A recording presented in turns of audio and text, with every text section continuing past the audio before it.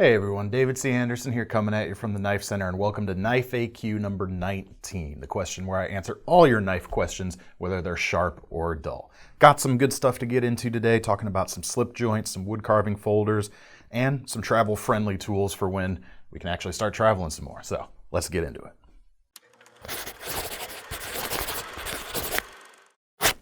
Okay, now that we ran that screen, did I just say the question where I answer your questions? It's the series where I answer your questions. I did everything else right in that take, so I'm not doing it over again, so you guys just have to live with it. That's okay. But thanks for everyone for submitting your questions to this series. If you want the chance to get one of your own questions featured, just make sure to leave it in the comments below, and we will be going through them and picking out some ones for future episodes. In the meantime, I do have one correction to last week's Knife AQ. I was talking about the difference between automatic and assisted opening knives, and when talking about an OTF automatic, I incorrectly stated that in the closed position, the blade is under spring tension, just waiting for the switch to be popped and the blade to fly open. That is true for side opening automatics, and I just misspoke. With the typical switch firing automatic and OTF, as you move the switch, you can kind of see there's some spring pressure that builds, and once you get right over that detent point, it's not the right word, but then the blade flies open. So sorry for misspeaking there. It's really frustrating, especially when I know the difference and I got it wrong. Thank you guys though for holding me to account and setting me straight. I do appreciate that. But let's get into the first new question today, which is from Amar Mutalovic. He says, "Hello David, I have a simple question for you today. I'm looking for a modern slip joint that I could take apart since our laws in Germany are so brutal. That's the only thing I'm allowed to carry. Looking for something under 100 and preferably black or matte colored. Thank you very much." Sure. I've got a couple options here. The first notable one, got to be mentioned, is the Spyderco UK pen knife. Now I'm actually holding one of the upgraded versions here. This has S110V blade steel, so crazy high edge retention, but this does come in at about 112. The standard versions start at a little under 70 bucks, and they have a BD1N blade and a black handle as well. So if you want to keep it under that $100 limit, that's the one you want to look at. We just happened to grab the more expensive one by accident this morning, but it's a pretty cool one, so we're leaving this one in too. Now the blades on here are about 3 inches long, great steel like I mentioned, excellent cutting geometry too, with that kind of broad leaf-shaped blade with the full flat grind. And as you can see, you've got screw type construction, so this is a disassemblable knife, and it is a true slip joint with the back spring there. But it still looks like a Spyderco. You've still got that opening hole there, which means this is a one-hand openable knife with no lock. So you get a lot of the convenience of a modern pocket knife, but you don't have the lock to worry about here. Nice wire pocket clip as well for very unobtrusive carry, which, especially if you're trying to stay under the radar, always appreciated. Now it opens up quite nicely. There's a bit of a half stop there, but easy to go past it once you hit it. And one of the safety features that's baked into this design, since you don't have a lock, is that finger choil right there. Spyderco's signature on a lot of their stuff, but it plays an even more important role, I think, on the UK penknife series, because if the blade were to happen to close, your index finger is gonna stop it from closing all the way and accidentally injuring yourself. Really nice feature, really easy to carry, really great edge geometry. Means this is like the first thing I thought of when thinking about your question. I think it's a great option. Now another one is the Kaiser Zip Slip, which is a Mike Vagnino design.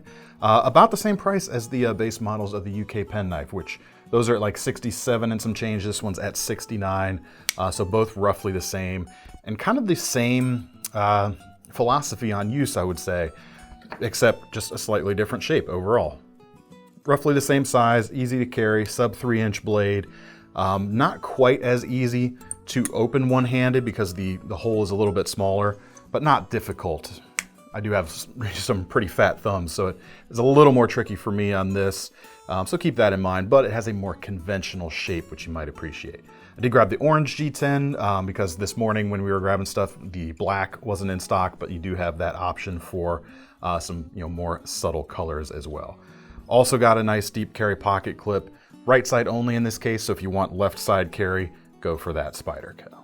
Blade steel here is N690, not quite as acute a cutting geometry as that Spyderco, But again, like I said, a much more conventional type of shape, and also very comfortable to hold in the hand, maybe a little more comfortable than the Spyderco. You've got a little bit of a radius to the G10. You got all 4 fingers, thanks to that choil. You get the safety from that as well. Last one I'll mention is our KnifeCenter exclusive non-locking small Archeos from Artisan Cutlery. This is a detent joint style of folder. Now this does actually have a secondary lock, even though the blade itself is technically non-locking. But as you can see, we've got this small steel pin. You can actually insert that right behind the tang to hold it in place. But just, going around day to day, no one's really gonna know that's a lock. It just looks like a small lanyard bead or something like that. But if you are worried about that, you can always take that off and leave that at home. Because this knife also has, not a choil, but you've got a flipper tab here that's gonna give you that same type of protection from accidental closure.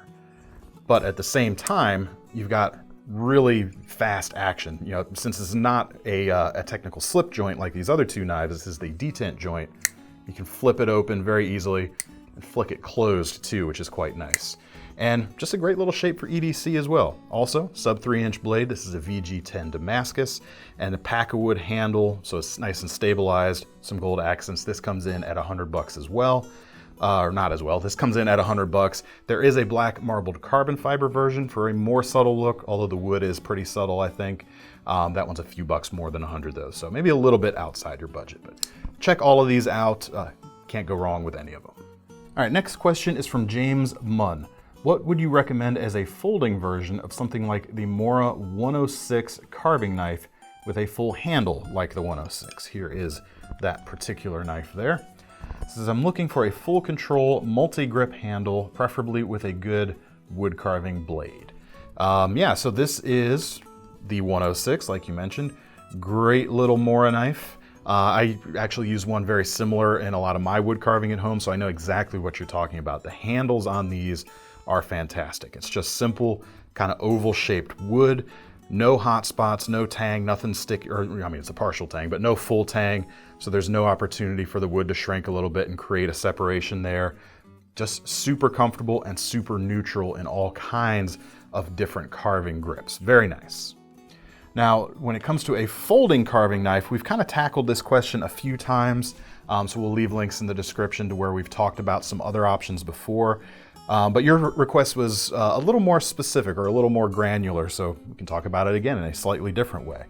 As far as wood carving folders, if you're wanting a Scandi grind, there's not a ton of options out there. The cheapest that's worth looking at, I think, is the Cold Steel Finn Wolf. Comes in at about 39 bucks right now. Aussate blade, very Puko inspired, about 3.5 inches.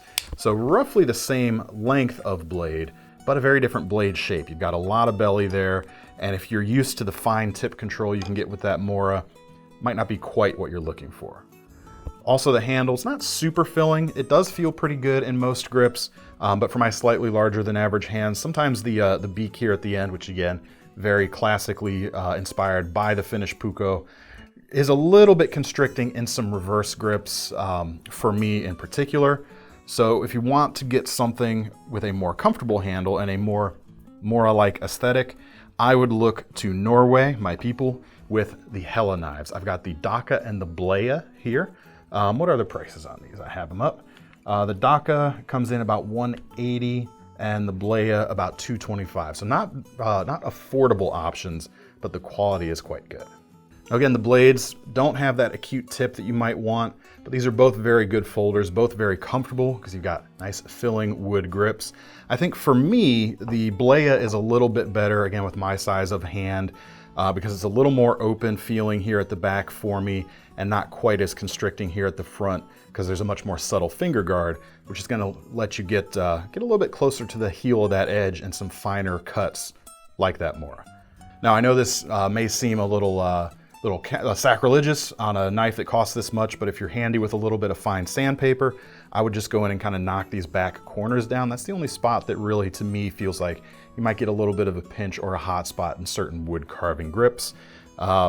So it's an expensive knife, sure, to do something like that too, but it's gonna be very easy because it's just simple wood. But it fills the hand, works for me in some alternate grips pretty well. Again, not as comfortable as that Mora handle, but pretty much nothing is. But the blades are really cool too. You've got a triple laminated 12C27, so it's kind of it's one of those stainless steels that acts kind of like a carbon steel in that you can get a really fine edge and a really fine grain structure that works really well at stuff like wood carving. So I've got one more option, and basically I've shown you those 3 knives to tell you this is the one you should get instead, and you'd only spend about 17 bucks to get it. It's an Opinel number 8 garden folding knife is what I would actually recommend. It's kind of the most Mora-like in terms of its price point and its kind of heritage and feel. And it's got, most Opinels do have just about the most comfortable knives, or most comfortable handles you can get on a folding knife. But the garden version of the number 8 folding knife, it's the same length as the standard 108, but you can see the handle's a little different. And of course you've got more of a spear point blade shape rather than the upswept clip point, which is gonna be a little better for that wood carving stuff, I would think. You get a little more utilization out of the tip itself. Now, similarly to the Finwolf, it does have a bit of a curl at the back of the handle there, but it's much more gentle and not quite as jutting as that Finwolf. And for me, it really does feel good in the reverse grips I think about when I might be doing some whittling. It works well in that's not a reverse grip, but you know what I'm talking about. It just works generally very nicely overall. And at 17 bucks, if you do decide you want to sand a few bits down, definitely a lot less scary to do that than on a $200 plus knife for sure.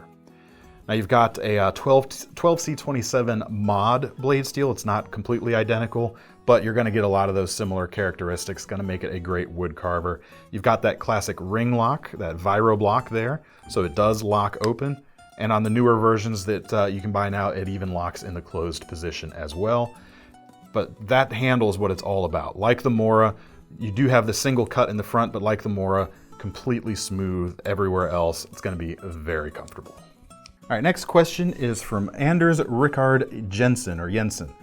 Hi David, need some advice. Looking for a folder for Bushcraft. Been looking at the Castrum Lars Fault backlock and the Fox Tour from Vox, but alternatives would be great. Needs to fulfill the following: 3 to 4 inch blade, sturdy lock, and a full rounded handle. No super steel, must be able to sharpen in the field. It's those two hellas. That's the reason I answered this question right after the last one. These are the guys you want to look at for exactly the reasons I just talked about. Nice full handles, sturdy locks, good solid sized blades, and it's not a super steel. 12C27 is going to be pretty easy to maintain when you're out and about. This is exactly what you're looking for, I think. These are kind of right, this is it, man. Check them out. Normally I would say some other options would be some stuff like the Cold Steel Ultimate Hunter, but you've got an S35 VN there, which you didn't want a super steel. So I won't mention that before you people in the comments say I should have mentioned it. There you go. All right, next question is from Phil J. So I don't know if there is a video on this, but how do you test how sharp your knives are? Besides, quote, you can tell a knife guy by the bald spots on his arms technique. That is certainly true. That's certainly a thing. Now there will be some folks out there that'll disagree with me, but I always say, or what I like to do personally anyway, is I go to paper. I like to slice paper, especially if you get like a real thin magazine or catalog paper where it doesn't have a lot of rigidity. And when you can take your knife blade and it can just whisper through that, just real fine, and you can make some curves in it without it binding up, you'll know you're right where you want to be. Obviously there are some abrasive elements inside of paper, so it can dull your knife over time, but one slice is not really going to hurt things. And that's what I like to do. One of the things that it helps you with, as you want to use your whole edge as you're going through the paper to test, and you can really feel if there's a spot that needs a little bit more work, whereas everything else might be great, and there might be one little spot needs a little bit more attention. Great way to test that out. All right, next question is from MP, enigmatic name, and Mr. MP, I'm assuming, might be Mrs. MP. Says, David, can you recommend a TSA-friendly multi-tool? Absolutely. So I'll start with what I always reach for. This one is not mine is at home, but it's the Leatherman Style PS, comes in about 35 bucks. Now actually, before I get into the full functionality of this tool, one kind of caveat is everything's always up to the discretion of the TSA agent at the gate when you're going through. So even though these things are intended to be TSA friendly, that's no actual guarantee. But what I can say is the one of mine of these that I've carried for a number of years, I've never had any real problems with. But again, that's just one of those situations on the ground you have to be aware of. But I really like this little guy. Obviously, it's not a full-fledged, full-size multi-tool. You only have a little bit of functionality, but it's very useful functionality. First off, spring-loaded pliers. Works quite well. You've got a really good grip going on there. And then accessible from the outside, you've got a fingernail file, which I like to have around, and a pair of scissors. So even though you don't have a knife blade, you can still cut stuff with it. I've even used it sometimes, using it with just the edge here. If you need to like cut a banana peel or something like that, it works well as a rudimentary edge. Plus that combination of tools works really well for personal grooming as well. So maybe it's one less thing you have to take in your grooming kit. Screwdriver here at the end of the nail file. And then at the back, the carabiner gate here, push that back. This section will actually work as a bottle opener as well. Now, one of the things that I'll do when I am going through security is, and this is a good idea on any type of item that might raise eyebrows, I don't keep this in my bag. I actually clip it to my key ring, and I put my key ring in the little bin they give you, the little dish or whatever, and run those through separately, so they don't have to pull my bag if they do happen to look askance at it. They can just pick it up, take a look at it, they know what's going on. So that's just some friendly personal DCA advice. Oh, one thing I forgot, pair of tweezers there in the outside as well. Now, if you want to augment that with some more functionality, you can always check out something like the Leatherman Tread. Now, these are not cheap. These come in about 150 bucks, but that's because there's a lot of parts going on here. Essentially, each link of this bracelet comes with a tool on either side. You've got, here you can see a couple small drivers, Phillips head. You've got some six-sided drivers as well, all kinds of different ones. Also built in to the actual link itself in the center, you've got some hex drivers as well. Now you've also got back here at the latch side, first of all, a bottle opener built into the latch, so that is the official designation for multi-tool status. You've also got a small hook blade there. It's going to work well for opening packages or as a seatbelt cutter, good emergency tool, and right opposite that, a little glass breaker. So a lot of cool stuff that, again, is not going to raise an eyebrow and is going to be very easy to just, drop in that little bin as you go through security. Now, if you do want a more full-fledged multi-tool, there are a few options out there, not as many as there used to be, unfortunately, but one is the Gerber MP600. It comes in about 64 bucks, has a nylon belt sheath, and you can tell it just looks like a full-size Gerber. It's got the slidable plier heads just like normal. And then on the inside of this tool, you've got no blade. You've got, however, some drivers, a can opener, a pair of scissors, which is always appreciated, more drivers, and a file as well, both double milled and single on the opposite side. These all lock open too, which is quite nice. Now, the one thing that might get a second look is this small saw blade. It's a, what do they call it? It's a Remgrit, I believe. Yeah, a Remgrit saw. So it doesn't really have teeth. Instead, it's got essentially abrasive medium on the edge. May raise some eyebrows, but this is actually removable. So you can take this out while you're traveling if you like. And you've got a nice full-size multi-tool option on you as you go around. Now, one other option that's a little less conventional, and unfortunately it's in the package, so we'll have to show you some footage from a previous SHOT Show where we checked these out, but it's the SOG Sync 2 Traveler series, which can actually be configured either as a belt buckle or clasped to a backpack strap or something like that. And then it can come off of its little holder and you've still got, still holding your belt up at the same time. And this folds out into a plier, as well as some of those other tools like scissors, drivers, that sort of thing. And then not having to worry about an actual blade. Although they do make bladed models of this that don't have that Traveler designation. These are even pretty affordable, especially considering you get, the tool and the mount all together. This particular version is only about 60 bucks. And there's a $50 version as well with a few fewer tools as well. So nice and easy to afford. So these are also really cool, also very unobtrusive and low profile for the most part. But again, if it were me, I'd make sure to just put those in the through security separately, make it easier on yourself and the folks working those security checkpoints. All right, next question is from Brian Sage. He says, I use my daily carry often to cut food at work, cheese, fruit, and meat. I also use the knife for typical EDC uses. What finish or blade steel is easier to clean and maintain for these uses? I've found my Damascus Launch 4 blade to be very hard to keep clean. I've got a Launch 4 here. It's not the Damascus version. You're doing food prep with that little guy? More power to you. That take some skills. Basically, the big thing I would say is avoid coatings in general. Although there are some smooth ones, some DLCs, and especially like powder coated stuff, which you don't really see on folders too much, here and there only. But those are going to introduce a little bit more drag. Same thing technically with bead blasted finishes. They're not quite as smooth when you get down to the microscopic level, even though they might feel smooth to the touch. Mirror polish certainly is going to have a little less friction, but a high satin finish or even a stone washed finish is going to work really well. Now, unfortunately, they don't make a Launch 4 with a stone washed blade, but they do make a Launch 12 CA with a stone washed blade. And as you can see there, even though you got more handle, the blade profile is pretty much exactly the same there. A few minor differences, of course, but those are going to work pretty well. Obviously, if you're doing food prep, things like a stainless steel are going to be better. And Kershaw uses Alabama Damascus for their Damascus folders typically, which is not stainless. So you are going to have to contend with that. Their finish feels fairly smooth though, so I wouldn't think it would be too big of a problem to keep it clean and maintained.